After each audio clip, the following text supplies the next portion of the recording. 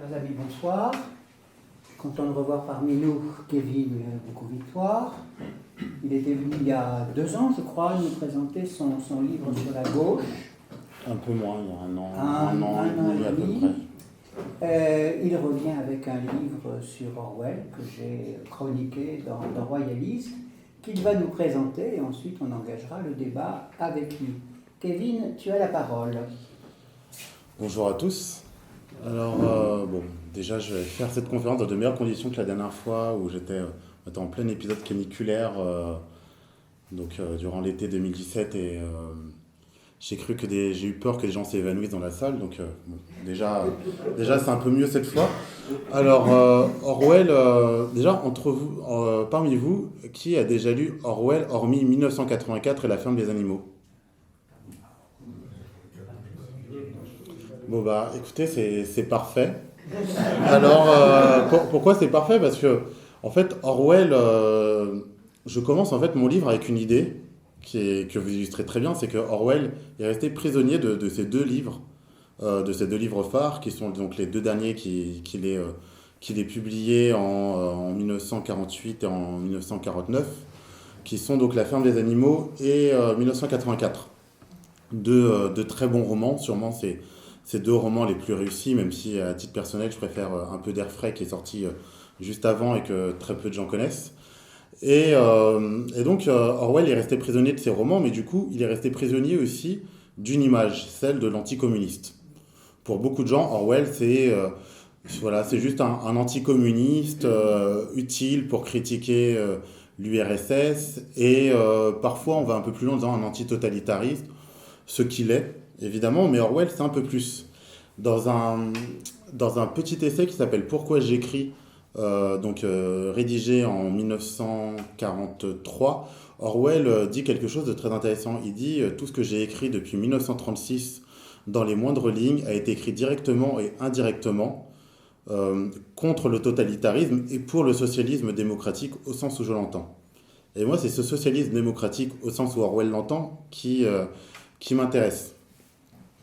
Alors, déjà, pour comprendre Orwell, en fait, pour moi, c'est pas simple, il n'est pas simple de comprendre Orwell juste à partir de ses écrits. Il faut d'abord, pour moi, s'intéresser à sa vie. Pourquoi? Parce que chez Orwell, c'est quelque chose, entre le Orwell écrivain et l'homme Orwell, la différence est très mince.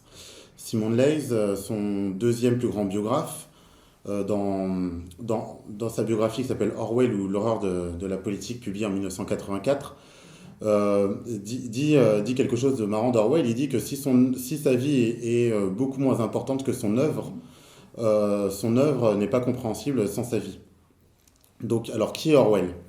Orwell, donc, si vous ne le savez pas, ne s'appelle pas George Orwell, mais Eric Arthur Blair, né en Inde en 1903 dans une famille de fonctionnaires anglais qui travaillent pour l'Empire britannique, pour l'Empire colonial. Il est le 2e d'une fratrie. Il a 2 sœurs, une grande sœur qui s'appelle Marjolaine, qui a 5 ans de plus que lui, une petite sœur qui s'appelle Avril, qui a 5 ans de moins que lui. Un écart en fait qui fait que Orwell s'est toujours senti comme une sorte d'enfant unique. Il écrit dans Pourquoi j'écris, que je vous citais tout à l'heure, il disait en fait que, se sentant comme un enfant unique, il a eu des passions d'enfant solitaire. Il avait des amis imaginaires, il s'inventait des histoires, et il a aussi gardé de cette enfance un peu solitaire des manies un peu bizarres. Voilà, donc il naît en fait dans cette famille qui sert l'Empire britannique, qui appartient à ce qu'il appelle la strate inférieure de la classe moyenne supérieure. C'est-à-dire, ce sont ces gens qui appartiennent à la classe moyenne supérieure, mais juste au bas de la classe moyenne supérieure, et qui veulent vivre comme des bourgeois, mais qui n'en ont pas exactement les moyens financiers. Donc Orwell, très jeune, revient en Angleterre avec sa famille et va à l'école de Saint-Cyprien, qui est une public school. Pour ceux qui ne connaissent pas le système anglais, une public school est une école privée. Et en fait, Saint-Cyprien est sûrement la meilleure école primaire britannique. Comme je vous l'ai dit, Orwell en fait n'est pas si argenté que ça, et donc ce qui se passe, c'est que ce pauvre Orwell est boursier, le seul boursier à Saint-Cyprien. Dans ses écrits un peu plus tard, il explique que Saint-Cyprien pour lui était un cauchemar, parce qu'il était le plus pauvre, que plusieurs fois le directeur lui a rappelé qu'il n'était là que par la bonté de l'État qui lui filait une bourse. Il a subi ce qu'il a appelé beaucoup plus tard du mépris de classe. En plus, il avait des allergies, donc ses camarades se moquaient de lui. Donc il a vécu un cauchemar, mais il a gardé quelques amis de Saint-Cyprien jusqu'à la fin de sa vie. Euh, donc il a quand même gardé quelques bons amis. Et puis Orwell était un excellent élève à Saint-Cyprien, ce qui lui a permis d'obtenir une bourse pour un collège qui s'appelle le collège Eton, qui est le meilleur collège en Grande-Bretagne. Un de ses homonymes, par exemple, le Premier ministre Tony Blair, a fait ses études à Eton, comme Orwell. Euh, à Eton, il a pu avoir comme prof remplaçant un autre écrivain connu pour une de ses dystopies, c'est Huxley, qui a écrit Le meilleur des mondes. Il a eu Huxley comme prof quelques mois, prof qu'il a adoré, même si apparemment Huxley n'était pas un très bon prof. Parce que, en fait, certains de ses camarades ont écrit d'Orwell qui s'énervaient quand on chahutait en classe pendant que Huxley enseignait, parce que c'était pas un prof très pédago, mais Orwell était vraiment captivé par ce qu'il pouvait dire. Et donc, il entre à Eton avec ce statut de bon élève, et en fait, pour lui, scolairement, c'est la dégringolade. En fait, il commence à en avoir marre un peu de travailler scolairement, évidemment. Et par contre, il s'intègre un peu mieux dans ce milieu social un peu bourgeois. À cette époque, il commence à se passionner pour la littérature, il commence à écrire ses premières nouvelles, ses premières poésies qui sont toutes médiocres, mais c'est pas grave, il s'entraîne, donc ça lui permettra de progresser. Il préfère sécher les cours et jouer au foot. Voilà, c'est un garçon, finalement, il finit par avoir son bac, mais avec des notes trop médiocres pour lui permettre d'entrer à la fac. Je vais vous lire ce qu'il raconte sur l'homme qu'il était euh, à la fin de cette scolarité assez intéressante. Alors, attendez.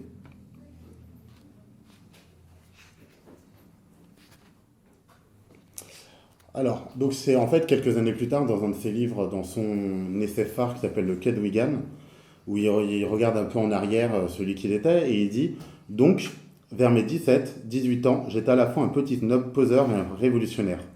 J'étais contre toute autorité. J'avais lu et relu tout ce qui s'était publié de Shaw à Wells, et je n'hésitais pas à me parer de la qualité de socialiste. Mais je n'avais pas grand-chose du contenu réel du socialisme, il m'était toujours impossible de me représenter les ouvriers comme des êtres humains. De loin, bien sûr, et à travers des livres comme Le peuple des habits de Jack London, par exemple, je pouvais sincèrement compatir à leurs souffrances, mais je continuais à les haïr et à les mépriser. Dès que j'en approchais un, je continuais à être révolté par leur manière de parler, et leur perpétuelle grossièreté me mettait en rage. Un peu plus loin dans ce chapitre, il conclut: J'ai l'impression d'avoir occupé mon temps, moitié à vilipender le système capitaliste, moitié à pester contre l'insolence des receveurs d'autobus. En fait, Orwell, quand il écrit ça, c'est qu'il se rend compte d'un truc, c'est qu'à l'époque, il était un homme de gauche, mais un homme de gauche comme tous les autres hommes de gauche, c'est-à-dire une sorte de petit bourgeois qui pense aimer les ouvriers et qui secrètement les méprise. Euh, toute, euh, toute comparaison avec des hommes politiques de gauche actuels serait très malvenue, évidemment. Et, euh, et donc, Orwell, voilà, Orwell est ce poseur qui du coup ne peut pas entrer à la fac et décide de faire comme son père, c'est-à-dire de servir l'empire colonial en Birmanie. Avec du recul, ça peut nous paraître bizarre quand on connaît après la suite de l'œuvre d'Orwell, mais en fait, comme il disait, il se sentait socialiste, mais il n'avait pas de réelles idées derrière. Il n'y avait pas de vraie théorie pour lui du socialisme et de la non-domination. Et il y va parce qu'il aime bien l'aventure, il aime beaucoup Kipling. Kipling qui est l'auteur, pour ceux qui ne connaissent pas, du livre de la jungle, et qui était en fait un grand auteur écrivain, mais très colonialiste. Et Orwell, en fait, écrit un peu plus tard que sa relation avec Kipling est très tourmentée. À certains moments, il l'adore, d'autres fois, il considère que c'est un salaud, et puis à d'autres fois, il reconsidère Kipling comme un génie. Donc il part en Birmanie et il sert l'empire colonial pendant 5 ans. Et c'est là, en fait, où commence pour lui une forme de profond dégoût. Euh, donc il est dans la police birmane, il se retrouve en fait à réprimer les Birmans et il revient 5 ans plus tard en Angleterre et c'est plus du tout le même homme, il est brisé complètement. Il commence à ressentir une sorte de dégoût de lui-même, de dégoût de sa classe sociale et de dégoût de l'Angleterre coloniale.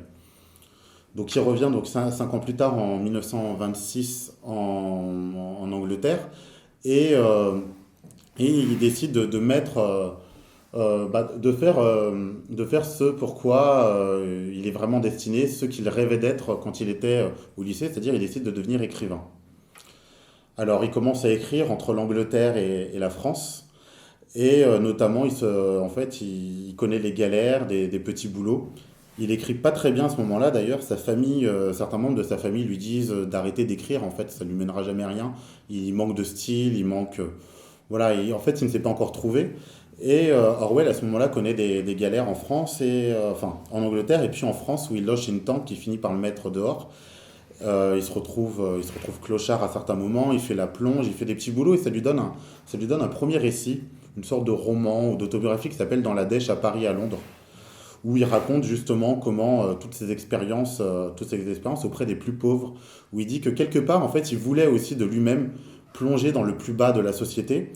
Il voulait faire comme ce qu'a pu faire Jack London dans le roman, dans un de ses romans préférés qui s'appelle Le Peuple de l'Abysse ou Le Peuple d'en bas, selon les traductions en français, qui est en fait Jack London, donc qui était un romancier mais aussi un militant socialiste, va en Angleterre et descend au plus bas de la société anglaise pour décrire un peu comment vivent les Anglais les plus pauvres. Orwell a quelque part voulu un peu faire ça, et ça donne donc ce premier livre qui est très intéressant, qui n'est pas son meilleur, mais voilà, qui est assez réussi.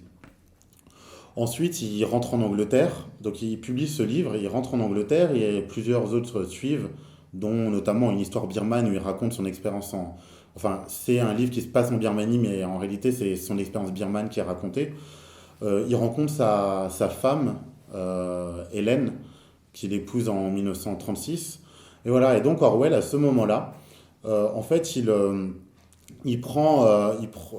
aime en fait les opprimés. Il commence à réfléchir aux questions de domination, etc. Mais il n'a pas vraiment de matrice politique. Il ne sait pas vraiment où se situer. Il dira plus tard qu'en fait, il avait tout ramené une théorie un peu bête, qui est que l'opprimé a toujours raison et l'oppresseur a toujours tort. Et il dira plus tard que finalement, cette théorie un peu trop simpliste est fausse. Et donc, Orwell, en fait, à ce moment-là, je vais vous raconter je vais vous lire comment il se décrit. Et donc, dans Pourquoi j'écris, il dit: J'ai connu la misère et le sentiment de l'échec. Cela a contribué à exaspérer mon dégoût naturel de toute autorité, à m'ouvrir les yeux sur la condition faite aux classes laborieuses. Mon expérience birmane m'avait sans doute quelque peu éclairé sur la véritable nature de l'impérialisme, mais malgré tout, je me trouvais encore privé d'orientation politique. Il y eut ensuite Hitler, la guerre civile espagnole et d'autres événements. À la fin de l'année 1935, je n'avais toujours pas réussi à me décider fermement. La guerre d'Espagne et les événements de 1936-1937 remirent les pendules à l'heure, et je suis dès lors où était ma place. Et donc, on arrive en 36, début 36, non plutôt en 35, Orwell ne sait pas exactement où il se situe politiquement. Et là, on a son éditeur qui lui propose de faire quelque chose d'intéressant, qui est une enquête auprès des ouvriers à Wigan. Orwell n'a pas envie d'y aller, pour tout dire au départ. Ça l'embête en fait d'aller enquêter auprès des mineurs, de vivre avec eux, etc. à ce moment-là. Mais il finit par accepter. Pourquoi? Parce qu'en fait, son éditeur lui propose un gros avaloir, et donc il y va juste pour des questions d'argent. Et là, surprise, il y a quelque chose qui est touché en lui au contact des ouvriers. Alors là, en fait, on peut vraiment parler de conversion chez Orwell, mais de conversion au sens religieux du terme. Alors,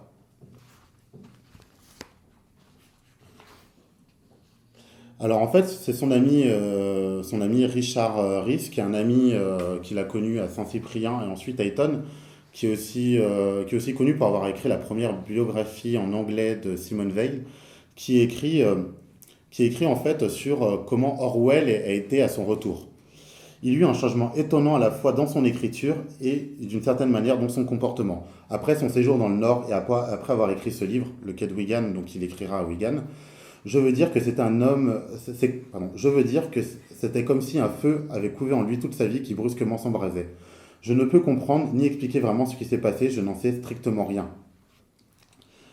Et là, en fait, Orwell, c'est vraiment c'est le moment où le Orwell socialiste naît. Et donc il décide de faire ce que lui a demandé son éditeur, un livre, une enquête sur les classes populaires, sur les ouvriers anglais, mais il décide dans la seconde partie de faire autre chose, d'en faire une sorte de manifeste politique sur lequel je reviendrai plus tard. Et là, il y a un premier problème avec son éditeur qui ne veut pas le publier. Pourquoi? Parce qu'en fait, dans la deuxième partie de ce livre, du Quai de Wigan, Orwell se pose une question. Il se dit, comment ça se fait que les ouvriers, en réalité, que le socialisme devrait attirer naturellement les ouvriers, mais pourquoi finalement ce n'est pas le cas et ils préfèrent encore le fascisme et l'extrême droite plutôt que d'aller vers le socialisme? Alors Orwell a des réponses assez simples sur lesquelles je reviendrai après, c'est que pour lui finalement le socialisme ou le parti travailliste qui représentait le socialisme à cette époque en Angleterre était en réalité un parti de classe moyenne ou un parti de petits bourgeois assez méprisant vis-à-vis des classes populaires et que finalement ça ne pouvait pas attirer en fait l'ouvrier moyen. Il parle notamment des buveurs de jus de fruits.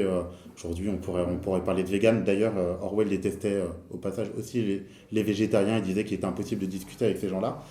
Et, euh, et donc, il dit qu'il y a certaines choses qui empêchent en fait l'illusion du progrès aussi, le fait que le socialisme est malheureusement associé au progrès.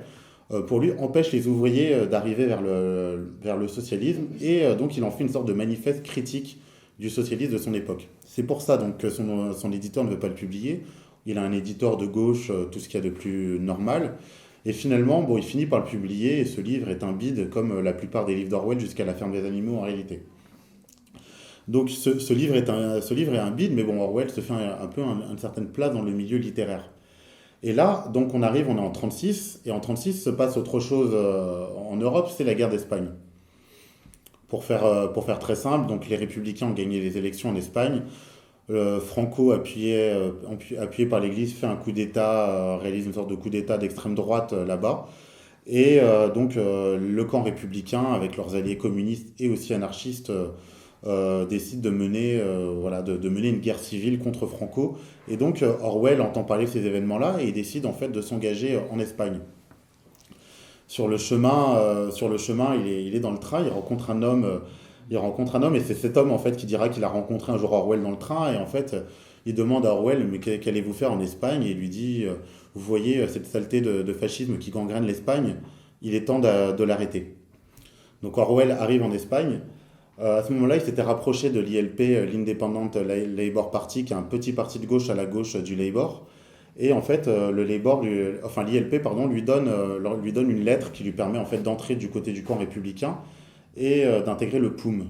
Le POUM, c'est un petit parti en fait fondé au départ par des trotskistes qui ont plus ou moins rompu avec Trotsky. Et donc le POUM, c'est-à-dire le Parti ouvrier d'unification marxiste, c'est donc un parti marxiste, mais en rupture avec Staline et l'URSS. Orwell, au passage, intègre le POUM, mais il explique plus tard qu'il aurait préféré, si ça ne tenait qu'à lui, être du côté des anarchistes.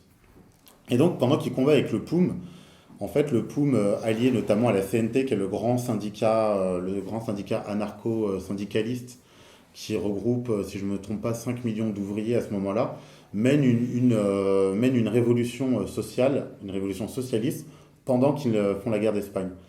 Pour ceux que ça intéresse, je renvoie à l'excellent film de Ken Loach qui s'appelle Land and Freedom, qui raconte justement l'histoire d'un Anglais qui s'engage au POUM. Et donc, les terres sont collectivisées, les usines aussi. C'est une vraie autogestion, c'est-à-dire qu'on est dans un socialisme où on partage, mais il n'y a pas de chef, il n'y a pas de... il n'y a pas de chef, il n'y a pas d'autorité. Il y a certains endroits en Catalogne où la monnaie est même abolie.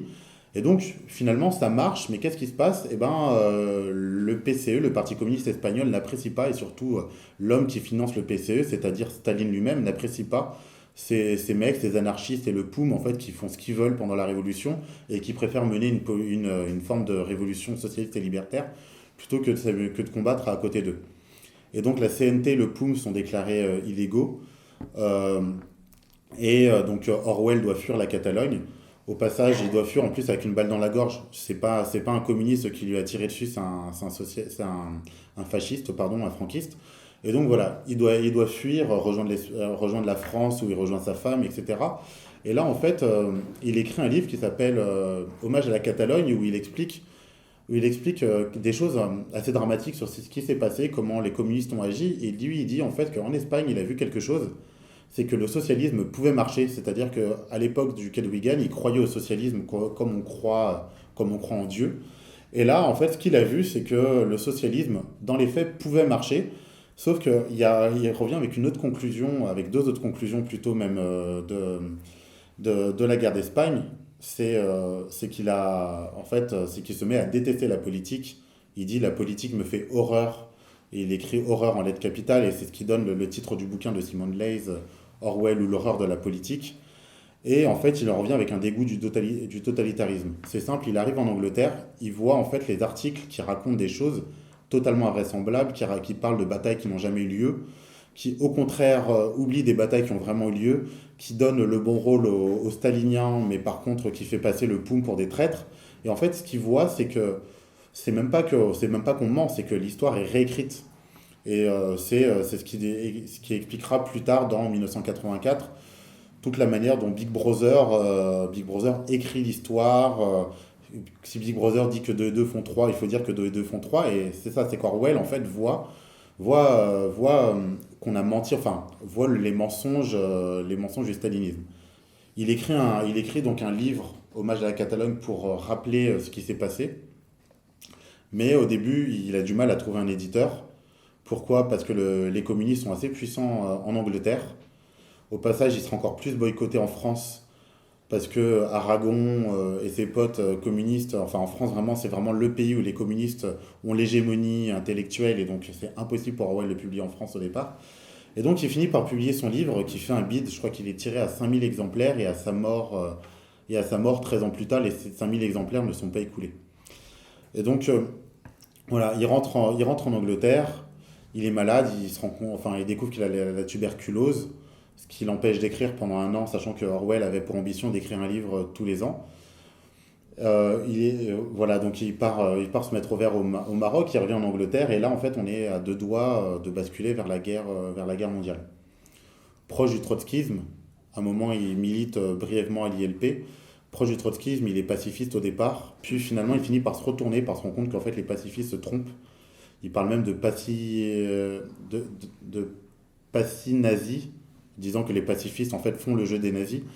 Et voilà, donc en fait, c'est le moment aussi où il se rend compte qu'il est patriote, qu'il est profondément patriote, qu'il aime son pays. Ça, c'est quelque chose de très particulier aussi dans son socialisme. Et il décide du coup, il veut s'engager au départ dans la garde anglaise. Il peut pas à cause de sa maladie.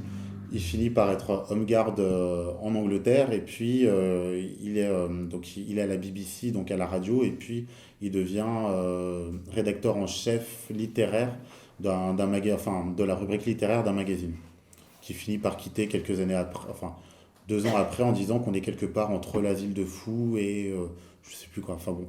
Et donc Orwell écrit ses chroniques où il défend l'Angleterre, il défend le socialisme. Pour lui, à l'époque, il a une théorie, c'est qu'il pense en fait que le capitalisme n'est pas assez fort pour vaincre de lui-même le fascisme et qu'une révolution socialiste permettrait de vaincre le fascisme.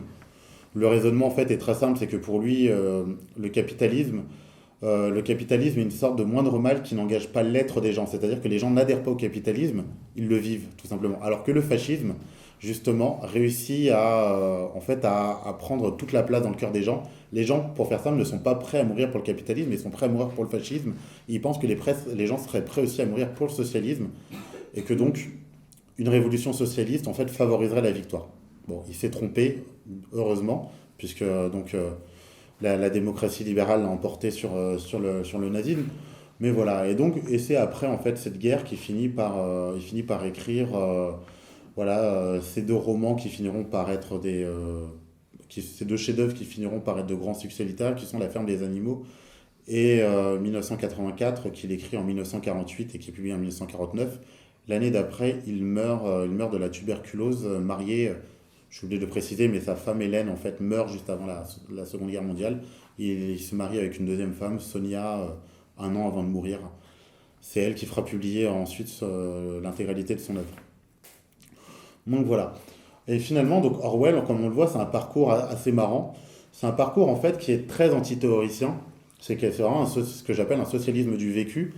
Il a des phrases très drôles parfois sur les intellectuels où il dit qu'il y a des idées d'une telle, il y a des idées d'une telle stupidité que seul un intellectuel pourrait y croire.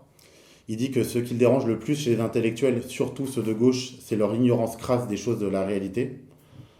Et, euh, et donc voilà, Orwell en fait, il se place comme celui qui observe et qui, à partir de ce qu'il observe, en fait, en tire des idées un peu plus générales.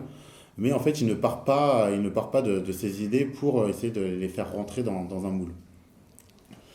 Et donc, Orwell, il y a un concept qui est aujourd'hui très connu chez Orwell, qui a été publié, qui a été pardon, popularisé par Jean-Claude Michéa, qui est la common decency, la décence commune ou la décence ordinaire, qui est en fait un concept qui n'a jamais théorisé lui-même. En fait, lui, dans ses écrits, il parle de la common decency, de l'homme ordinaire ou des gens ordinaires, sans jamais expliquer de ce qu'il est. Ce que c'est, en fait, ce sont plus ses disciples français qui l'ont théorisé. Jean-Claude Michat et Bruce Bégout qui a consacré vraiment un livre, un excellent livre là-dessus qui s'appelle De la décence ordinaire. En fait, la common decency, c'est une sorte d'anti-concept, c'est-à-dire que c'est une idée en fait que finalement euh, les gens de peu seraient plus attirés par le bien ou plutôt seraient plus résilients face au mal, quoi. C'est comme Michel le dit, c'est l'idée un peu banale qu'il y a des choses qui ne se font pas. Pour Orwell, en fait, la common decency elle commence avec la politesse, par exemple. Voilà, c'est des règles en fait qui permettent de vivre en société. C'est un concept que Bégout dit, pour Bégout, c'est un concept qui serait anarchiste. Et dans son livre, il écrit anarchiste, an-archiste, vraiment pour dire que c'est quelque chose qui s'oppose à toute idée politique. Et, voilà, et Michel, lui, il rattache en fait la common decency aux travaux de Marcel Mauss. Je ne sais pas si des gens ici connaissent Marcel Mauss, mais c'est un anthropologue qui a été secrétaire de Jean Jaurès et qui a en fait, c'est un anthropologue donc qui a travaillé sur les sociétés primitives et qui dit que la trame en fait de toute société primitive, c'est un triptyque qui est donner, recevoir, rendre, ce qu'il appelle le don et le contre-don, pardon. Et, euh, et pour Michéa, en fait, pour Michéa, la common decency, c'est quelque chose qui découle de ça. Donc, pour faire très bref, ça serait que les gens ordinaires, en fait, étant contraints de vivre les uns avec les autres, eh ben, créer des règles informelles qui échappent un peu au marché, etc.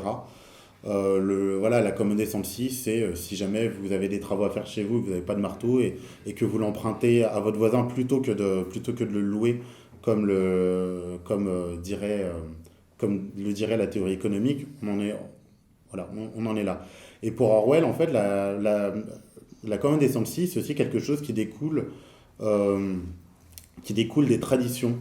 C'est pour ça qu'Orwell a un côté un peu conservateur, c'est-à-dire que pour lui, un socialiste, il dit que le révolutionnaire s'active pour rien s'il perd contact avec les gens ordinaires et la décence ordinaire. Donc pour lui, en fait, les gens voilà, ont une certaine volonté de continuer à vivre d'une certaine manière. Et le socialiste, en fait, plutôt que d'essayer de faire table rase du passé et de créer un homme nouveau, devrait s'appuyer plutôt sur tout ça. Euh, et donc, alors là, on en vient un peu à la critique du progrès que fait Orwell. Dans le chapitre 13 du Quai de Wigan, en fait, il fait un réquisitoire énorme contre le progrès, où pour lui, il y a l'un des problèmes du socialisme, c'est que le socialisme est directement lié au progrès, ou plutôt dans la tête des gens, socialisme égale progrès technique. Et, et en fait, pour lui, cette utopie d'un monde complètement coupé de la nature, etc., ne correspondrait à rien de décent. Je vais vous lire juste une petite citation de lui là-dessus.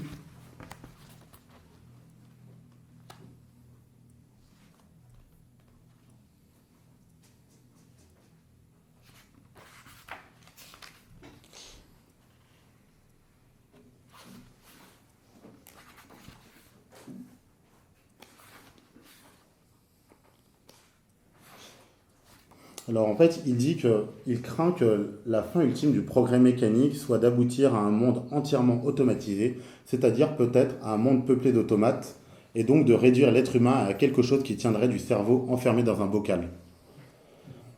Et un peu plus loin, en fait, il dit dans les pays hautement mécanisés, les aliments en boîte, la conservation par le froid, les arômes synthétiques ont fait du palais un organe quasi mort, ce que la majorité des Anglais appellent une pomme. c'est un morceau de ouate vivement coloré en provenance d'Amérique ou d'Australie. Pour lui, en fait, le progrès technique, transforme en fait notre existence en quelque chose de très artificiel, nous coupe de la réalité, alors que l'être humain n'est pas juste un estomac sur pattes, il n'a pas juste besoin de manger, il a besoin de s'accomplir, d'accomplir de ses propres mains. Et donc le progrès en fait nous désapprend à faire certaines choses. Il prend par exemple l'exemple de la voiture où il dit la voiture bah, c'est bien parce que n'importe quel abruti pourrait apprendre à conduire une voiture. Sauf que en conduisant une voiture, eh ben, on oublie certaines choses comme on n'est plus capable de monter à cheval. Enfin voilà, il y a certains savoirs et même notre corps en fait finalement se déshabitue à marcher, à l'exercice physique, etc. parce qu'on en devient paresseux avec la voiture. Euh, voilà, le progrès technique aussi permet permet de nourrir en fait la population avec moins de paysans grâce au productivisme. Et c'est ce qu'il dit sur la pomme où il dit finalement, eh ben, les choses perdent leur saveur. Euh, ce qui est le pire de tout ça, c'est qu'en fait notre palais s'habitue aussi à ça. On nous donne des choses de mauvaise qualité. Eh ben, nous, on s'habitue aussi à manger de la mauvaise qualité et on s'empoisonne en plus en le faisant. Et en fait, pour lui, le progrès enferme l'homme en fait dans un monde donc artificiel, comme je l'ai dit, alors que le socialisme devrait essayer de se rattacher aux choses simples. Dans un texte qui s'appelle Quelques réflexions sur le crapaud ordinaire, où il réfléchit, où il parle en fait de son enfance, où il aimait le retour du printemps et admirer les crapauds. Il dit en fait que tout homme doit garder un certain attachement vis-à-vis de ses plaisirs enfantins. Et il se demande si un homme ne peut pas prendre plaisir au retour du printemps, pourquoi devrait-il être heureux dans une utopie qui circoncie le travail? Car l'homme ne reste humain qu'en ménageant dans sa vie une large place à la simplicité. Et donc pour lui, c'est l'une des raisons pour laquelle donc, le socialisme en fait, ne prend pas cette idée de progrès. Alors ensuite, il y a d'autres choses, c'est que pour lui, en fait, le socialisme, c'est quelque chose de très désincarné. Il y a ce truc, en fait, voilà, le prolétaire n'a pas de patrie, et lui, il dit que dans les faits, dans la réalité, en fait, cette théorie tombe toujours dans l'absurde, le prolétaire a toujours une patrie. Il dit aussi il dit qu'aucun révolutionnaire n'a été intégralement internationaliste. Ça ne veut pas dire en fait que les questions internationales ne doivent pas compter. Orwell lui-même a été internationaliste quand il est parti combattre en Espagne. Mais ce qui veut dire, c'est qu'à la base, un révolutionnaire se révolte pas pour des idéaux abstraits, mais pour des choses très concrètes, pour la défense d'un mode de vie, pour la défense des gens qu'il aime, pour la défense voilà, d'une ville, d'une région, d'un pays, et pas juste pour l'émancipation du genre humain, qui est quelque chose de très beau dans la réalité, mais qui dans la pratique est quelque chose d'assez vide. Donc il y a ce patriotisme d'Orwell, mais un patriotisme qui le sépare du nationalisme. Ce qu'il dit par exemple sur le patriotisme, en fait il dit que le patriotisme c'est le fait d'être attaché à son mode de vie particulier, alors que le nationalisme, sans vouloir l'imposer aux autres, alors que le nationalisme au contraire c'est vouloir imposer partout ce mode de vie particulier. Euh, il dit, par exemple, enfin pour lui donc le patriotisme c'est cette défense de ce mode de vie particulier, mais c'est aussi l'adaptation à une réalité qui est toujours changeante. Il dit d'ailleurs que le patriotisme est presque l'inverse du conservatisme, parce que c'est s'adapter à son pays aussi tel qu'il évolue. Il se demande par exemple quel est le point commun entre l'adulte qu'il est aujourd'hui ou au moment où il écrit et l'enfant qu'il était à 13 ans sur la photo que garde sa mère précieusement dans son portefeuille. Il dit qu'il y a aucun point commun, pourtant il est exactement la même personne. Et du coup, c'est pareil pour l'Angleterre. Entre l'Angleterre du XIIIe siècle et l'Angleterre du XIXe siècle, il n'y a aucun point commun en réalité. Le mode de vie n'est plus du tout le même, sauf que l'Angleterre était l'Angleterre et l'Angleterre reste l'Angleterre. Il y a une sorte d'esprit anglais qui continue. Ça, on le trouve en fait notamment dans son deuxième grand essai poétique qui s'appelle Le lion et la licorne, socialisme et génie anglais. Et, donc, pour lui, c'est quelque chose de très important. C'est que la défense de la patrie doit aussi être un moteur pour le socialisme. Autre chose, c'est la manière dont il définit en fait le socialisme. C'est-à-dire, en fait, pour lui, le socialisme, c'est quoi? En fait, le socialisme, c'est celui qui veut l'abolition de l'oppression et qui le veut, pas seulement d'un vœu pieux, mais qui le recherche de manière très active. Et il dit en fait que c'est une définition qui ferait dresser les oreilles quasiment à n'importe quel communiste ou à n'importe quel marxiste. Pour lui, en fait, l'idéal tracé en filigrane par le socialisme, c'est deux choses très simples, c'est la justice et la liberté. Et, et que pour lui, en fait, le socialisme a mieux à faire que de se transformer en une forme de club de matérialistes dialectiques. Parce qu'en fait, ce qu'il voit en fait, des socialistes de son époque, c'est qu'ils passent leur temps à débattre sur Marx. Marx a dit cela, Marx a dit ceci. Et n'est socialiste que celui qui connaît Marx par cœur. Lui dit qu'en fait, le socialisme a beaucoup plus à faire, a beaucoup plus d'importance, c'est d'être une forme de ligue des opprimés. Et en fait, donc, une ligue des opprimés contre l'oppression, et il doit être le parti qui en fait est capable d'allier tous les gens ordinaires, c'est-à-dire ceux qui courbent l'échine devant un patron et frissonnent à l'idée du prochain loyer à payer. Ce qui est une définition beaucoup plus claire que celle du prolétariat telle que théorisée par beaucoup de marxistes. Et donc, pour finir là-dessus, Orwell en plus n'est pas qu'un marxiste, n'est pas qu'un socialiste qui défend un socialisme très théorique. Il défend aussi un programme politique. Dans Le Lion et la Licorne, il définit un programme politique très simple en 6 points, 3 points qui seraient nationaux, 3 points internationaux. Le premier point, c'est la démocratisation de l'éducation. Le deuxième point, c'est la nationalisation des grandes industries anglaises. Le troisième point, c'est la réduction des écarts de salaire dans un rapport de 1 à 10. Et après, les 3 points internationaux, c'est une alliance, c'est la décolonisation, une alliance avec les pays du tiers-monde comme la Chine. Et le 6e point, j'y réfléchis, je vais le retrouver. Ah oui, c'est en fait un statut particulier à l'Inde. Donc la reconnaissance en fait de l'Inde comme un allié particulier de l'Angleterre. Et il dit un truc très intéressant sur ces 6 points. Il dit qu'on se rend compte d'un truc, c'est que ce sont des points qui sont très faciles. N'importe quel homme pourrait comprendre en fait ce programme. Et il le fait de manière très volontaire parce que pour lui, en fait, aussi, le programme socialiste, c'est un programme que n'importe quel homme pourrait souscrire de manière très simple, donc loin des programmes très compliqués élaborés par de nombreux socialistes. Il dit donc délibérément, je n'ai fait figurer aucun objectif que l'individu le plus simple ne puisse comprendre et dont il ne puisse saisir immédiatement la signification. Et donc voilà, le socialisme d'Orwell, c'est un socialisme qu'on pourrait en fait résumer de manière très simple comme une forme de socialisme très opposé à toute forme d'oppression, de domination, donc très égalitaire, qui vraiment donne aussi qui considère que la démocratie ne peut pas être mise de côté. C'est pas comme les socialistes, comme Lénine, qui pensaient qu'on pouvait arrêter temporairement la démocratie quelques années et on reviendrait à une démocratie plus tard. Non, pour Orwell, en fait, il dit que le socialisme aussi, c'est la socialisation des moyens de production plus la démocratie politique. C'est vraiment un point sur lequel il insiste. Et pour lui, en fait, il faut se battre contre l'idée que l'URSS représenterait le vrai socialisme. Pour lui, l'URSS est vraiment la pire chose qui puisse être arrivée au socialisme. Et c'est aussi donc un socialisme patriote, c'est-à-dire un socialisme qui veut adapter les réalités du socialisme au pays dans lequel on veut l'appliquer. Pour lui, il ne peut pas y avoir un socialisme mondial. En fait, chaque pays doit trouver sa propre voie vers l'émancipation. Voilà.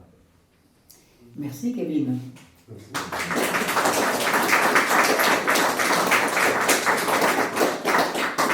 Alors, Raoul n'est pas là, il s'excuse d'ailleurs. Je vais donc passer la parole aux uns et aux autres. Le débat est ouvert. Oui. Oui, tu parlais tout à l'heure du concept un peu éculé de common decency chez Orwell, en disant justement que Orwell ne lui avait jamais donné une portée opérative quelconque, il n'avait jamais fait un concept central dans son corpus en fait. Est-ce que tu ne penses pas justement que des gens comme Michéa ou comme Bruce Bégou s'en sont servis un petit peu s'en sont servis un peu comme un concept un peu d'encreuse pour y mettre un tas de choses que Orwell n'a jamais pensé? et au final pour en faire quelque chose qui n'a pas de portée opérative particulière. Tu parlais tout à l'heure de l'exemple sur la politesse, l'exemple de la naissance commune. Dans le même sillage, tu as des gens comme Norbert Elias qui t'expliquent que la politesse, justement, c'est un marqueur de distinction sociale pour les classes supérieures. Donc, un rebours complet de ce que peut en dire Nietzsche. Est-ce que c'est pas, finalement un truc un peu dangereux, comme ce que les nouveaux philosophes ont fait avec le fascisme dans les années 70, en y mettant un peu tout et n'importe quoi. Orwell lui-même, je me fais un concept particulièrement central. Orwell n'en fait pas un concept particulièrement central, par contre, c'est un concept qui apparaît dans à peu près tous ses livres à partir du Cadogan. En tout cas, dans tous ses écrits, dans tous ses essais. Donc effectivement, il n'en fait pas quelque chose. Le truc, c'est qu'Orwell n'est pas un théoricien, effectivement, donc d'autres ont théorisé ce concept après lui, mais on peut quand même voir à partir de ses écrits, comprendre ce que lui il entendait par là et pourquoi il y avait quelque chose d'important. Tu vois, quand je le cite, quand il dit que le révolutionnaire s'active pour rien s'il perd contact avec la décence ordinaire, ça peut être intéressant de comprendre pourquoi, pour lui, ce qu'il entend par décence ordinaire, pour voir ce que ne doit pas faire le révolutionnaire, justement, quand il le met en garde. Il y a ce truc Bégou. Déjà, je vais séparer les deux cas de Michel et Bégou, parce qu'en fait, Bégou, je suis pas sûr qu'il en fasse quelque chose de très politique en soi. C'est-à-dire, en fait, il définit le concept, mais il n'en fait pas forcément quelque chose de très opérationnel. C'est Bégou qui dit, tu vois, je peux retrouver la citation.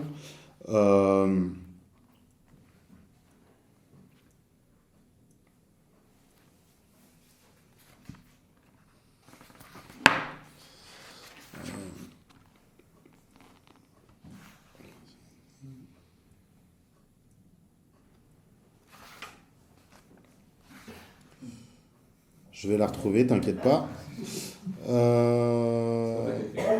Comment ? C'est toi qui as écrit ton livre. Ouais, j'ai fini mon livre il y a plus d'1 an, tu sais. Puis bon, je suis pas devant mes pages Word, du coup. Ouais.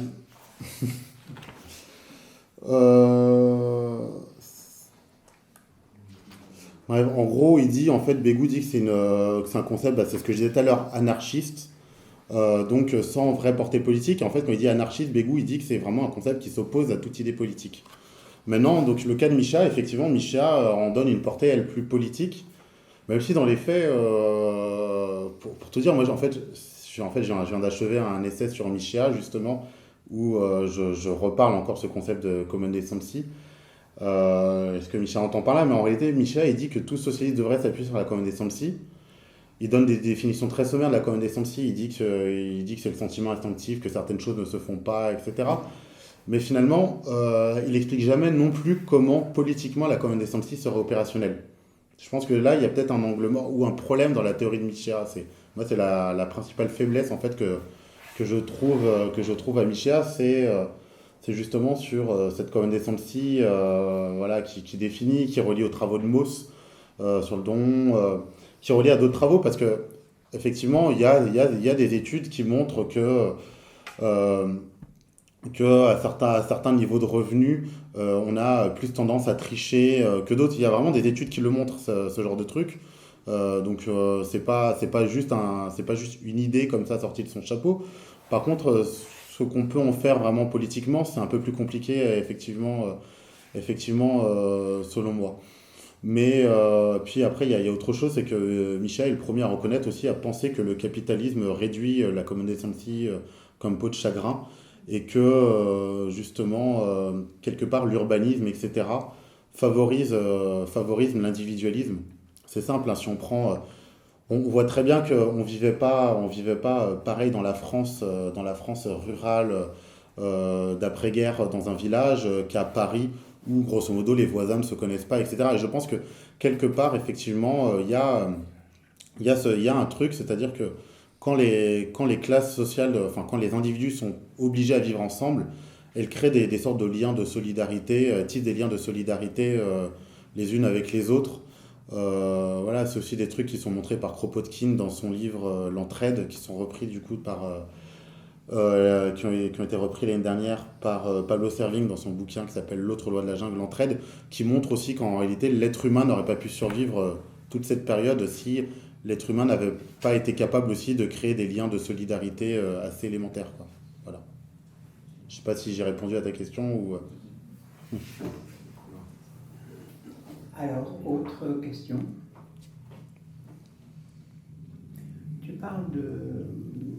Dans ton livre, tu parles de la relation qui existait entre intellectuels, la relation intellectuelle entre Orwell et Bernanos. Tu peux nous en dire un peu plus? Alors, en fait, là-dessus, je reprends Simon Leys qui les compare, et puis aussi un article de Jérôme Leroy, dans Témoignage chrétien, qui a fait un article sur la guerre d'Espagne. Et voilà. Déjà, il y a un truc très bête. Tout à l'heure, je disais Orwell qui disait qu'il y a des choses d'une telle absurdité que seul un intellectuel pourrait y croire. Bernanos lui dit que les intellectuels nous ont tellement montré qu'ils étaient des imbéciles qu'on devrait les considérer comme tels jusqu'à ce qu'ils nous aient prouvé le contraire. Donc déjà, on a ce truc, mais en fait, chez eux, il y a quelque chose de... Il y a ce sentiment, il y a cet engagement, toujours chez Orwell et chez Bernanos. Ils ont besoin de s'engager pour ce vers quoi ils croient. Il y a ce truc de Orwell qui finit un peu par se retirer dans sa campagne, jardiner, etc.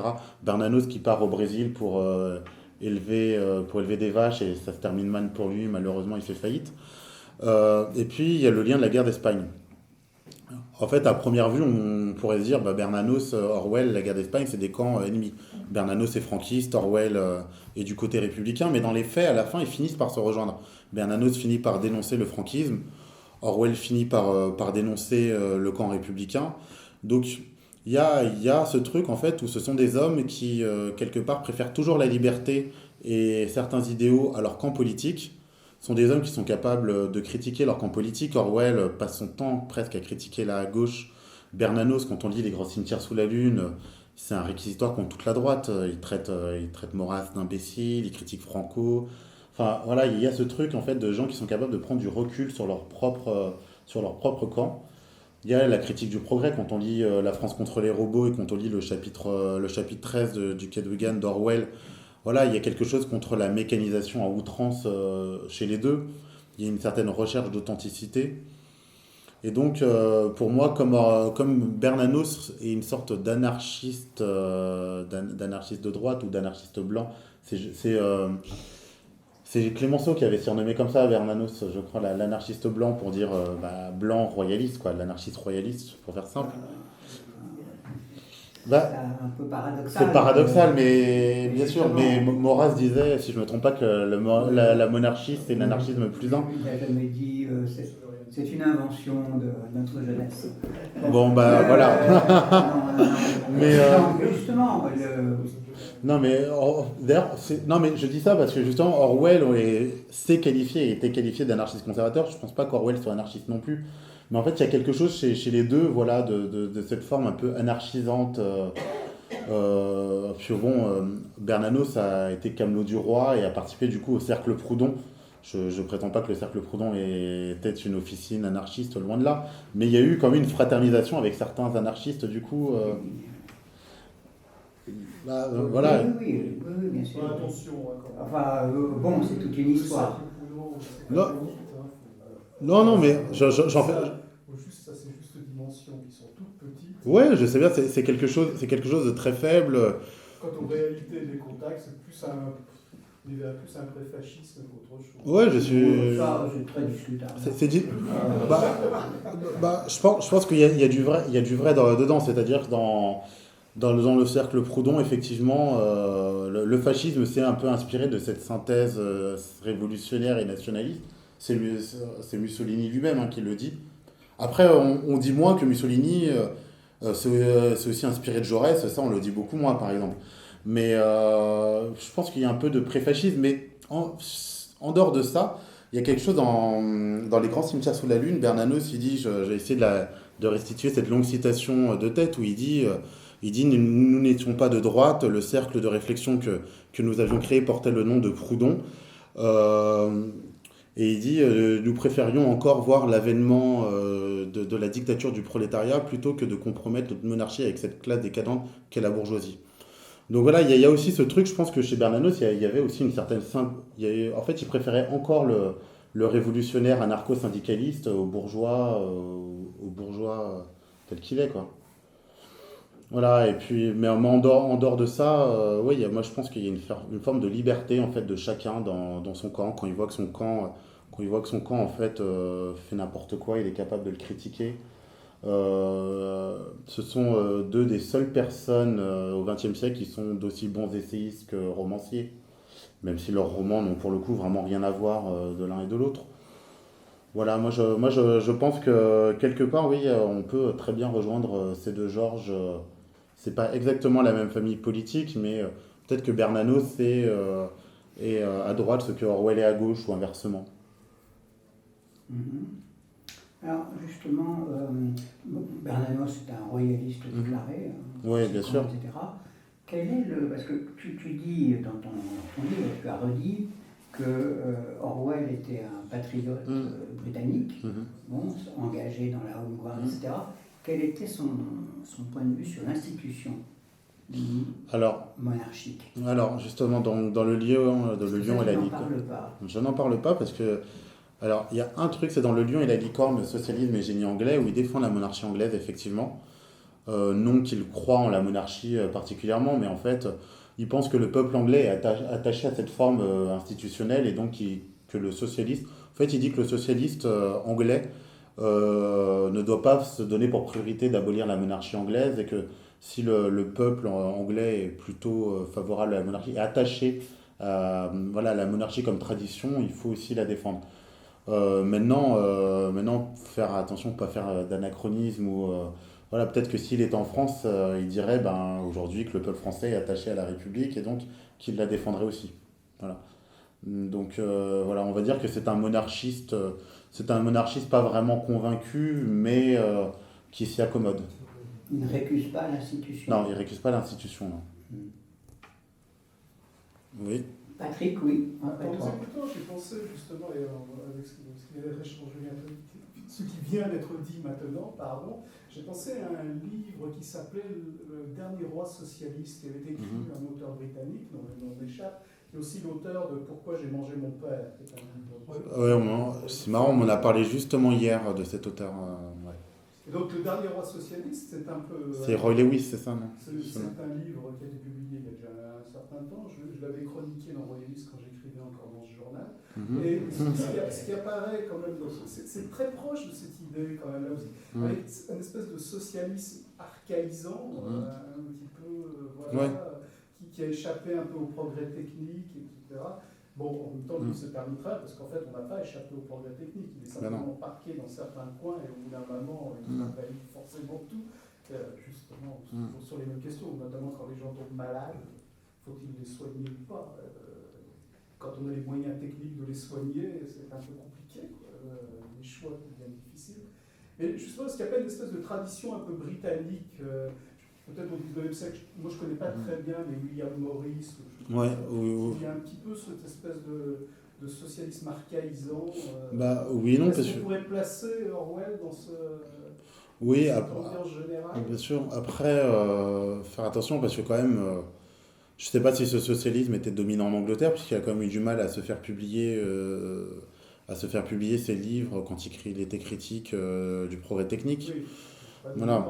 Mais effectivement, on a William Morris, mais en réalité, moi, je pense que c'est pas qu'anglais. Je pense qu'il y a d'autres auteurs socialistes qu'on pourrait rattacher à Orwell. Dans mon livre, en fait, dans l'introduction, je le compare certes à Bernanos, mais aussi à Simone Veil. Voilà, l'idée d'enracinement chez Simone Veil, voilà, on peut y voir une forme de socialisme un peu conservateur aussi. D'ailleurs, je soulignais que le premier biographe anglais de Simone Veil était un ami proche de George Orwell. On pourrait parler de Pasolini qui arrive un peu plus tard. Michéa, dans le complexe d'Orphée, dit que Pasolini est presque un jumeau d'Orwell. Parce qu'on a toutes ces idées, on a une vraie critique du progrès technique chez Pasolini. On a une forme de conservatisme où il attaque les gauchistes culturels, voilà, et qui pour lui font le jeu de la société de consommation. Je pense qu'en fait on peut dessiner une sorte de famille intellectuelle socialiste qui existerait en France aussi, un peu en Italie. peut-être un peu aux États-Unis avec Christopher Lasch, qui s'inspire beaucoup d'Orwell et qui ressemble aussi, qui sont un peu ce qu'on appellerait aujourd'hui, ce qu'on appelle un peu en France les précurseurs de la décroissance. Aujourd'hui, il y a tout un courant reflété, voilà, dont le plus célèbre représentant est Jean-Claude Michat, mais il n'est pas le seul. Il y a les éditions L'Échappée qui ont écrit celui qui s'appelle Radicalité, 20 penseurs vraiment critiques, où on trouve Orwell, Simone Veil, Pasolini, etc. Voilà, le média, le journal La Décroissance, qui ont publié avec L'Échappée un livre qui s'appelle Les origines de la décroissance, 50 penseurs, où on retrouve encore tous ces penseurs. Et cette fois-ci, c'est élargi parce que cette fois-ci, on trouve même Bernanos dans les 50. Voilà, donc, ouais, je sais pas si c'est typiquement anglais. Effectivement, pour le rapprocher de William Morris, c'est pas absurde. Après, Orwell a un côté très anglais dans le sens où c'est quelqu'un, au début, on l'a surnommé le Chesterton de gauche. Est-ce qu'on sait ce qu'a lu Ouais. Ouais, il a surtout lu en fait, il a surtout lu de la littérature. On n'est pas sûr qu'il ait lu Marx de première main, ce qui est très rare pour un socialiste de cette époque. Par contre, il a beaucoup lu Jack London, qui se trouve être, en plus d'être un romancier, être un socialiste. Il a beaucoup lu Dickens. En fait, il a surtout lu des romanciers. Et il a très peu lu de théorie en fait socialiste, quoi. C'est pas un théoricien au départ, quoi. Voilà. Oui. Je t'en prie, oui. Oui, justement, j'allais évoquer, Charles Dickens, lui aussi s'est intéressé au sort des classes laborieuses bien avant lui. C'est un premier point. Et le deuxième point, c'est lorsqu'il est allé faire la guerre d'Espagne, il a atterri en Catalogne, donc pas n'importe où. Et je me demandais, est-ce que c'était quelque chose de prémédité ou c'était le fruit du hasard? Parce que s'il avait été à Madrid ou dans une autre région d'Espagne, il aurait vécu les choses peut-être différemment. Et enfin, y a-t-il une modernité d'Orwell à la lumière de notre époque? Pourquoi il s'est retrouvé en Catalogne? Déjà parce que en fait, il est passé par la France et que la Catalogne est frontalière, donc tout simplement, déjà pour se rendre là-bas, il devait, comme j'ai dit, il avait un papier en fait de l'ILP qui lui a permis d'entrer, donc en fait, il s'est retrouvé là, oui, par hasard en fait, il n'avait pas prémédité, je pense, son voyage en disant je vais aller en Catalogne. Il dit d'ailleurs que, comme je l'ai dit, qu'il aurait préféré être du côté des anarchistes plutôt qu'au POUM. Donc voilà, c'est un concours de circonstances. C'est une modernité d'Orwell. Vous entendez quoi exactement? Est-ce qu'il y aurait, je sais pas, des courants politiques aujourd'hui orwelliens? C'est ça En fait, est-ce qu'il y a des gens aujourd'hui qui se réclament de lui ou qui mettent en avant ses écrits? Il y en a de plus en plus en fait. On a parlé de Michat, de Bruce Bégou. Qui tient la couverture. Ouais, Jean-Jacques Rosa, que je cite beaucoup dans mon livre aussi, qui est un philosophe. C'est les éditions Agone. Je sais pas si vous connaissez les éditions Agone. Donc lui, il est directeur de collection chez Agone donc il est responsable d'une partie de la publication de l'œuvre d'Orwell aussi. En fait, Orwell, sa postérité politique a été très faible, mais en pleine progression. D'abord, d'un point de vue politique, le premier à l'avoir fait traduire en France, c'est Guy Debord, qui a poussé pour qu'on publie en français Orwell, notamment en fait, il conseillait beaucoup son éditeur Gérard Le Bovici, qui s'est suicidé ensuite, et en fait, c'est lui qui lui a conseillé Il était assassiné, pardon. C'est Debord lui-même qui s'est suicidé. Pardon. Et donc, voilà, Debord a beaucoup poussé. Un peu plus tard, il y a eu d'abord, donc en 84, Simon Leys qui a fait cette biographie. Donc Simon Leys qui est belge, pour ceux qui ne connaissent pas, qui est un sinologue qui est connu pour son livre qui s'appelle Les habits neufs du président Mao, qui est dans une mouvance très socialiste, anti-totalitaire aussi, et qui a publié une biographie d'Orwell, mais une biographie très politique pour le coup. Ensuite, on a eu ce qu'on appelait l'Encyclopédie des nuisances, je ne sais pas si vous connaissez, c'est une revue qui est devenue ensuite une maison d'édition post-situationniste, donc s'inspirant de Debord au début. Debord y a écrit aussi, et ils ont publié l'intégrale de l'œuvre d'Orwell, donc son éditeur, donc Jaime Semprún, le fils de George, effectivement, qui a priori n'aimait pas énormément son père, voilà, c'était très égyptien comme relation. Donc il y a eu, voilà, et d'ailleurs Jaime Semprún et l'Encyclopédie des nuisances aussi écrit une toute petite brochure qui s'appelle Orwell face à ses calomniateurs, parce que Orwell a été accusé d'avoir fait des listes de socialistes qui ont été vendus au service secret anglais. Sam Proun et l'Encyclopédie des nuisances expliquent que c'est beaucoup plus compliqué, que Orwell n'était pas un vil délateur comme certains communistes staliniens ont pu le dire. Donc voilà, on a tout ça, et puis aujourd'hui, donc on a Bruce Bégou, on a Jean-Claude Michéa. C'est assez marrant parce que cet été est sorti dans Le Point un dossier sur George Orwell, et ils ont fait un petit tableau sur les Orwelliens. Je me suis retrouvé moi-même classé tout à gauche à côté de Jean-Claude Michéa. On était les Orwelliens anticapitalistes. Il y avait les Orwelliens antitotalitaires de Simon Leys, les Orwelliens souverainistes, c'était Natacha Polony. Il y avait même un Orwellien libéral, Mathieu Laine, qui est un fou du libéralisme, effectivement. Donc voilà, je pense qu'aujourd'hui, en fait, de plus en plus, on a des gens qui se réclament d'Orwell. Je pense que c'est simple, c'est que pendant très longtemps, c'était très compliqué de ne pas être marxiste qu'on était de gauche, voilà, jusqu'à l'effondrement de l'URSS. Et il y a deux choses, c'est que l'URSS a échoué, on a découvert les horreurs qui s'y sont passées. Du coup, on cherche, je pense, des sortes de modèles alternatifs aux marxistes, et qu'Orwell est l'une des figures qui émergent. Mais il faut faire très attention. Il ne faut pas faire d'Orwell le nouveau Marx. C'est-à-dire que je pense que l'une des principales erreurs des marxistes, c'est de penser qu'un homme à lui tout seul avait les réponses à tout. Voilà, Marx était quand même un penseur très brillant, mais un penseur qui avait aussi ses limites, qui a aussi pensé dans son époque, qui a eu ses faiblesses sur le progrès notamment. Et il ne faut pas faire d'Orwell un nouveau Marx, comme si les livres d'Orwell pouvaient nous donner des solutions clés en main à notre société et aux problèmes contemporains. Mais voilà, ce serait un penseur qui, je pense, est important, comme peut l'être Pasolini, comme... Voilà. Là, en fait, j'ai écrit ce livre dans le cadre d'une collection j'ai inauguré cette collection avec ce livre qui veut mettre sur le devant de la scène des penseurs alternatifs. Donc cette collection s'appelle Vraiment Alternative, du coup. Petit jeu de mots, VA comme valeurs actuelles, donc petite blague contre nos ennemis héréditaires. Et donc voilà, il y a eu ce livre. La semaine prochaine sort le deuxième volet de cette collection sur Charles Péguy, Un enfant contre la modernité. Suivra en début d'année un livre sur Albert Camus. Est prévu un livre sur Chesterton ensuite, un livre sur Simone Veil, mon livre sur Michéa.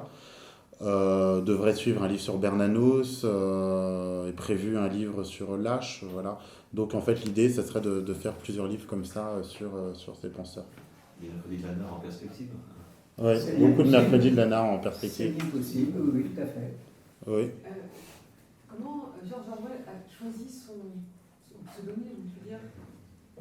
Alors ça, pour le coup, j'en ai vraiment aucune idée. Parce qu'au tout départ, il voulait pas publier sous le nom de son père, tout simplement. Mais je ne sais pas pourquoi exactement Orwell, quoi. Oui. Oui. Il paraît qu'il était très bon journaliste quand même. Oui.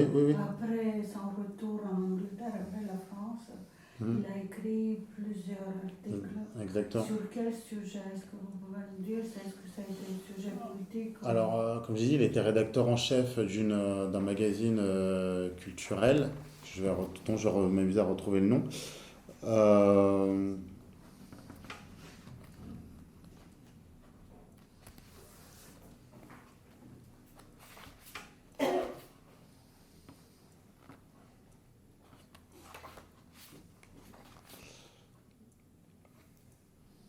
Oui, c'est simple, en fait, il dirige les pages littéraires de The Tribune, donc un journal assez connu.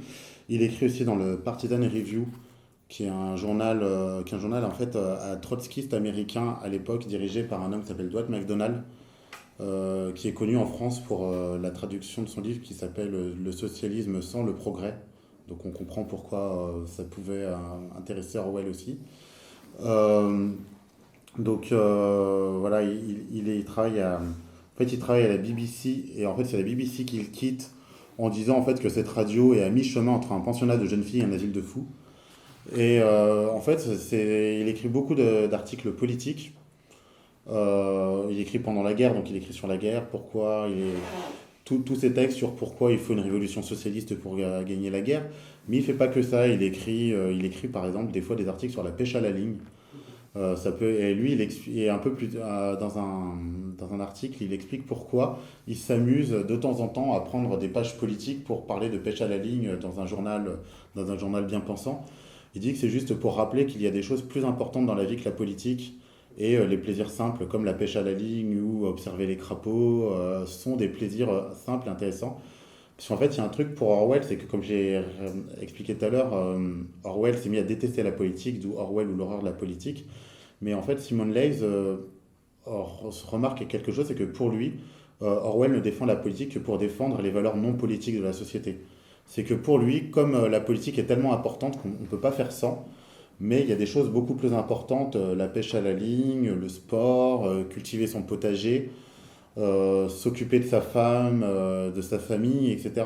Et donc de temps en temps, il s'abusait à prendre les pages politiques d'un journal pour parler de quelque chose qui n'est pas du tout politique et que c'était pas juste pour choquer, les petits bourgeois qui le lisent, mais c'était aussi pour leur montrer qu'il y avait des choses beaucoup plus importantes. Il provoquait aussi. Ouais, il était un peu provocateur parfois, mais voilà, je pense que donc en tant que journaliste, ouais, c'était un très bon journaliste et dans son œuvre complète, en fait, on trouve beaucoup d'articles. D'ailleurs, en fait, vu que ses livres se vendaient très mal, il a surtout vécu du journalisme, mais comme beaucoup d'écrivains en réalité, quoi. Oui. Il vivait à la ville ou à la campagne? Alors, il a vécu à la ville presque toute sa vie, et puis en fait, il s'est retiré à la campagne sur la fin.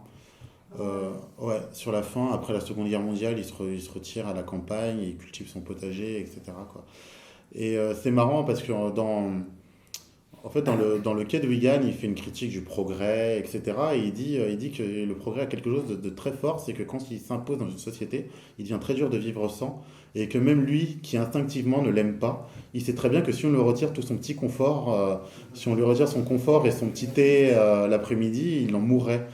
Voilà, il a cette lucidité, donc voilà, il est citadin pendant très longtemps avant de se retirer à la campagne. Ouais. Oui. Qu'est-ce que ces correspondances nous disent sur lui? Est-ce qu'il avait un correspondant avec qui justement il correspondait beaucoup et qui pourrait nous dire plus? Alors, sa correspondance nous dit sur lui déjà que c'était un homme très ouvert, parce qu'il a beaucoup de lettres, mais beaucoup de lettres avec des gens qui ne sont pas nécessairement socialistes, qui peuvent être ses amis, qui peuvent être des libéraux, qui peuvent être des conservateurs, qui peuvent être des gens de gauche comme lui, qui peuvent être des bourgeois de gauche, le type du petit bourgeois de gauche qu'il déteste et critique. Voilà, il avait voilà, déjà, cette correspondance nous montre que c'était un homme qui n'était pas du tout sectaire et qui pouvait reconnaître le talent chez un adversaire idéologique et qui pouvait même aimer d'un air sincère un adversaire idéologique. Après, en fait, sa correspondance précise souvent ses idées aussi, tu vois. Il y a des trucs, par exemple, quand je disais qu'il dit que ce qui le choque le plus chez les intellectuels, notamment de gauche, c'est leur ignorance crasse des choses de la réalité. Ça, c'est dans une lettre à un de ses amis, par exemple. Donc voilà, sa correspondance nous apprend... sa correspondance a aussi un intérêt très intellectuel en soi, quoi. Et puis, voilà, nous fait découvrir un peu l'homme qui paraît à la fois gentil, assez drôle aussi, voilà, et très humain surtout. Je pense que c'est quelque chose qui parfois manque à une partie de la gauche révolutionnaire, quoi.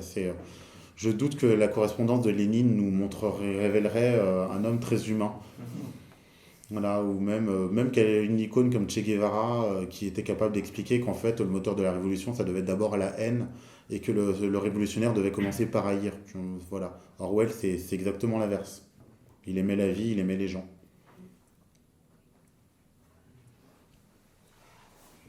Question? Oui.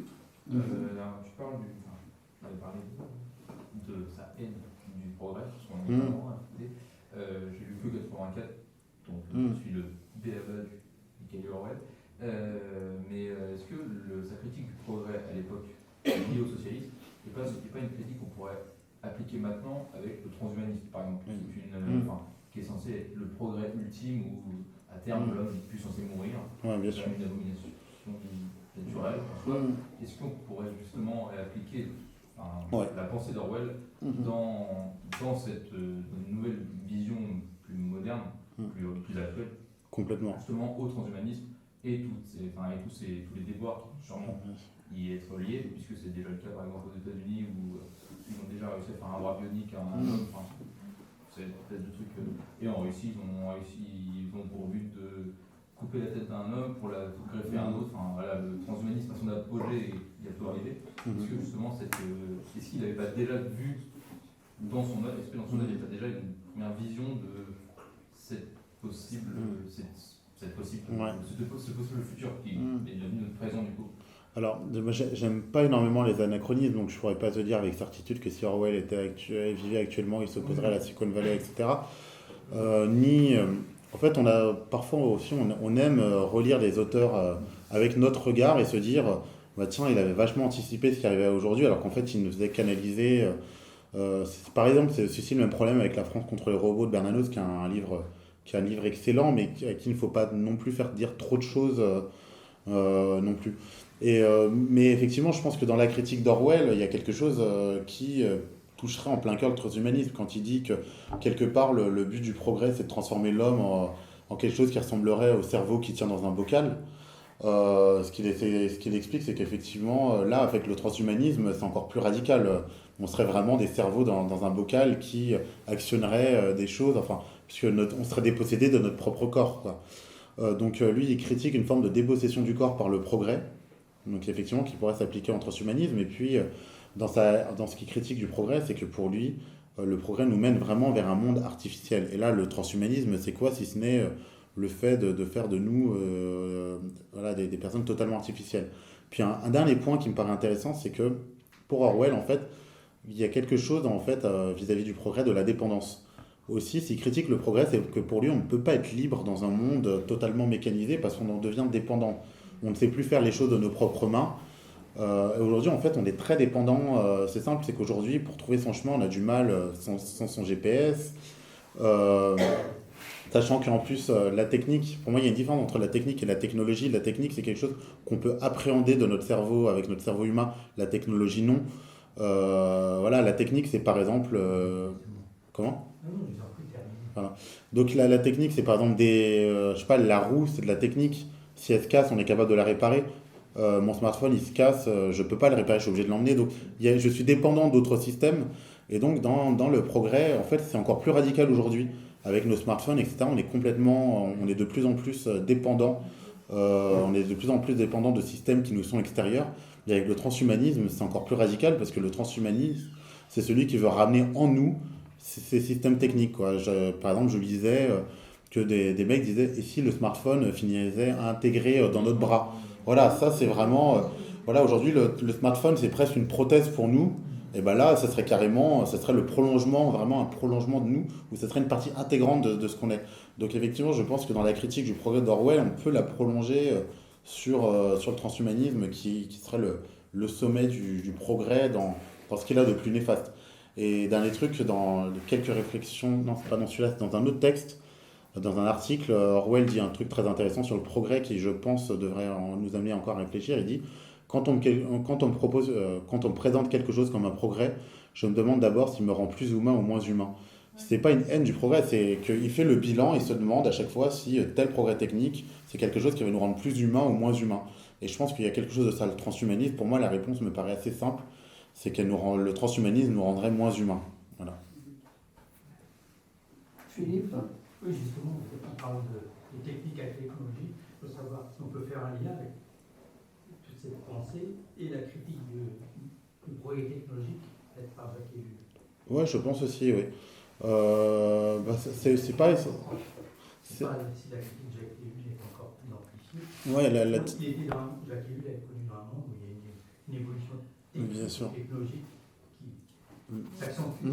Évidemment. Voilà, tout à l'heure, je parlais des livres Radicalité et aux origines de la décroissance. On trouve Orwell comme on trouve Ellul. Je pense qu'aujourd'hui, une bonne partie des gens de gauche qui lisent Orwell lisent aussi Ellul. Pour la collection vraiment alternative, c'est pas encore commandé, mais je sais que c'est très important d'avoir un livre sur Ellul. Effectivement, je pense que les deux peuvent se rejoindre, même si pour moi, Ellul est au-dessus parce que c'est l'un de ses principaux sujets d'études, alors que c'est pas l'un des principaux sujets d'études d'Orwell, mais il y a quelque chose qui ressemble. Et on pourrait en plus relier Ellul jusqu'au transhumanisme, parce que là vient de sortir le bouquin d'Éric Sadin chez L'Échappée qui s'appelle L'intelligence artificielle ou l'enjeu du XXe siècle. du 21e siècle, pardon. Et pourquoi ce titre? C'est parce que la technique ou l'enjeu du 20e siècle de Jacques Ellul, et il le reconnaît de lui-même. Donc oui, je pense qu'il y a quelque chose, on peut très bien, il y a quelque chose de semblable dans les critiques, même si pour moi, Ellul est celui qui a été le plus loin, peut-être avec Heidegger, dans cette critique de la technique. Oui. Patrick, oui. Oui, là je vous écoute. Bon, l'auteur tout à l'heure, je m'ai revenu, c'est Roy Davis. Ouais. Moi, je trouve ça très intéressant, tout ce courant critique à l'égard de la technique, dont je vous aussi parlé des radicalités des auteurs nord royalistes en son temps, etc. Moi j'ai beaucoup suivi aussi l'encyclopédie des nuisances, mais finalement au bout du compte, aujourd'hui, quand je pense à nos amis, oui mais concrètement, que se passe-t-il? Que peut-on faire concrètement? La technologie, elle se développe malgré nous, d'une certaine manière. Il y a une dynamique dans la société qui est telle que de toute façon, on n'y peut pas grand-chose. C'est pareil en disant oui, à la campagne, on vit mieux qu'en ville. De toute façon, c'est pas vrai. 10 milliards d'humains à la campagne, il n'y a plus de campagne. Hein, donc voilà, on est aussi à un moment confronté à des choses concrètes. Quand je vous parlais de la chute le livre de Roy Davis, donc le dernier roi socialiste, il y a aussi tout un système de guerre mondiale, etc. Et le problème à un moment du soin, par exemple, etc., on voit très bien comment la technologie s'implante chez tout le monde. C'est-à-dire, si on vous dit demain on fait une transplantation de je ne sais quelle puce sur votre bébé, etc., ça empêchera qu'il meure d'une leucémie en 2 mois, je suis désolé, vous allez dire oui, on le fait, bien entendu. C'est comme ça que ça se passe dans le monde concret. Évidemment. Si on veut faire du Orwell en disant concrètement, moi je suis un homme concret, j'ai ma famille, je vois les problèmes, etc. Qu'est-ce que je fais? Alors déjà sur la campagne, je pense pas qu'on puisse dire qu'aujourd'hui qu'on vit mieux à la campagne qu'en ville, parce que tout ça en fait c'est quand même un système. Donc la campagne n'est pas coupée de la ville en soi. Justement, l'affluence des gens en ville dépeuple la campagne. Et aujourd'hui, vivre à la campagne, c'est aussi être dépendant de sa voiture, concrètement, quoi. C'est-à-dire, quand on emménage dans une campagne où il y a un e-commerce, on est obligé de faire 30 bornes pour aller bosser, etc. Finalement, on est tout aussi dépendant de ce système qu'on est en ville. Donc, c'est effectivement une fausse solution. À moins de s'installer dans une communauté autogérée, etc. Mais c'est pas universalisable. Non, je sais bien. Ou de faire comme l'Échappée a sorti ce bouquin qui s'appelle Vivre la simplicité volontaire, et qui est un ensemble de chroniques de la décroissance. Effectivement, mais je pense que c'est des choses qui existent d'un point de vue individuel, mais comment faire si on ne veut pas se marginaliser, parce que ce sont souvent des gens qui, de fait, se sont marginalisés, mais aussi ils sont heureux comme ça. Donc effectivement, c'est quelque chose de très compliqué. Sur la critique et sur la technologie, effectivement, il y a toujours quelque chose de l'ordre d'une technologie prise de manière individuelle peut avoir l'air désirable et avoir des effets néfastes. Ça, c'est Kaczynski, par exemple, l'explique très bien dans son livre La société industrielle et son avenir, qui est publié à l'Encyclopédie des nuisances. Moi, il y a une série que j'aime énormément, qui s'appelle Black Mirror, et qui, je pense, reflète tout ça. Il y a un épisode dans la dernière saison de Black Mirror, justement, où c'est l'histoire d'une mère qui perd sa petite fille quand elle est petite, et on lui propose un truc, c'est une sorte de puce qui permettra de voir ce que voit sa fille en temps réel, et du coup de la retrouver au cas où elle se perd. Sur le papier, ça a l'air bien, elle va plus perdre sa fille, elle aura plus ces angoisses-là, et puis en fait, arrivée à l'adolescence, elle se finit par voir des choses qu'elle n'aurait pas dû voir, que vit sa fille, et sans spoiler l'épisode, ça finit très mal. Et en fait, effectivement, moi on dit toujours que l'enfer est pavé de bonnes intentions. Et Black Mirror, c'est toujours ce truc qui montre qu'avec quelque chose qui en apparence pourrait être bon, on en arrive à des choses qui sont effrayantes et qui pourraient arriver dans la réalité. Il y a, par exemple, qu'on voit le système de notes sociales qui a été mis en place en Chine, ça rappelle beaucoup l'épisode 1 de la saison 3, où on est dans une société où les gens se notent les uns les autres tout le temps. Voilà, donc comment faire concrètement déjà, il y a quand même des gens qui ont réfléchi vraiment à ça. Illich, par exemple, qui pense à l'instrument convivial, qui l'oppose à l'instrument qui n'est pas convivial, justement, qui est l'instrument qui nous domine contre l'instrument qu'on domine. Il y a Biwix, Philippe Biwix, qui lui est un ingénieur de formation, qui a sorti un livre il y a quelques années sur la technologie low-tech, donc en fait qui est une technologie justement plus conviviale. Il y a quand même des gens qui essaient de trouver des alternatives. Maintenant, effectivement, les alternatives dans son coin, ça ne change rien à la société. Maintenant, je pense qu'aussi l'une des leçons d'Orwell, c'est que même si le combat est loin d'être gagné, c'est pas pour autant qu'il ne faut pas s'engager dedans, quoi. Je sais pas j'espère que je botte pas en touche en répondant à ça, mais voilà, je veux dire, en fait, des alternatives existent aussi. Après, la manière de comment on les universalise, comment on réussit à montrer que finalement notre mode de vie n'est pas le meilleur. Moi, je pense que tout le monde instinctivement se rend compte que c'est aliénant, que notre mode de vie est aliénant, que le smartphone est aliénant, que Facebook toute la journée est aliénant. Puis il y a des trucs, il y a des effets très pervers. Par exemple, on a tous des smartphones, on est content. Dans les faits, qu'est-ce que ça mène? Ça mène au fait qu'on reçoit des mails de nos boss le week-end et l'impression qu'on n'arrête jamais de bosser. Et voilà, et ça, ensuite, on y ajoute WhatsApp, Telegram, qui sont des messageries au début, qui sont censées être des messageries pour nos amis, qui se retrouvent à être des messageries professionnelles. En fait, on le voit qu'il y a quelque chose d'envahissant et d'aliénant. Je pense qu'instinctivement, tout le monde le voit, même les gens qui sont les plus technophiles.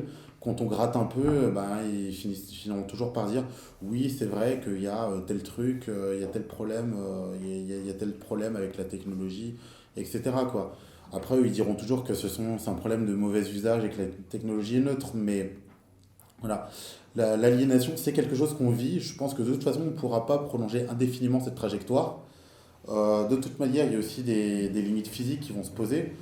Parce qu'aujourd'hui, on a l'impression que la technologie, c'est quelque chose de propre, mais un mail envoyé, c'est quand même des rejets de CO2.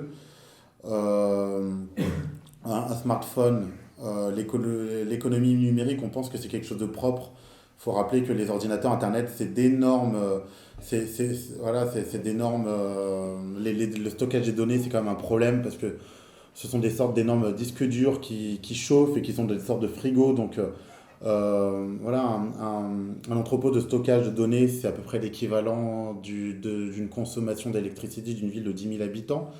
Il y a la question des métaux rares. Il y a eu un très bon livre sorti cette année sur la question qui s'appelle « La guerre des métaux rares », où on se rend compte que là, on va bientôt arriver sur les premières pénuries sur certains métaux qui nous sont indispensables pour nos batteries, pour les éoliennes, pour les batteries des voitures électriques aussi, qui du coup ne sont pas si propres. Une voiture électrique pollue autant qu'un diesel, parce que la fabrication de sa batterie est ultra polluante à cause de l'extraction des métaux rares.